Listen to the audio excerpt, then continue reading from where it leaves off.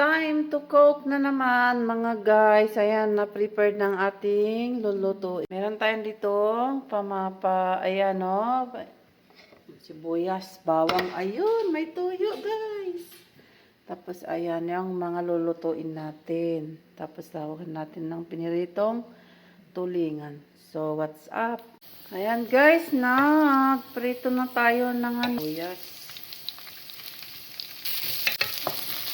Ayan guys, ilagay na natin yung isda.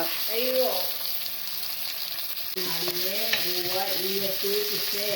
Ayan tayong sili at kamatis.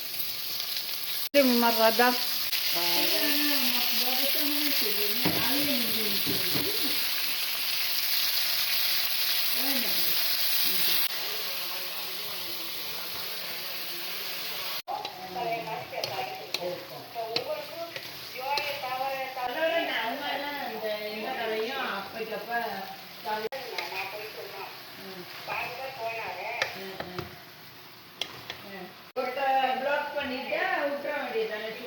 Ayan na guys, yung pakbet natin.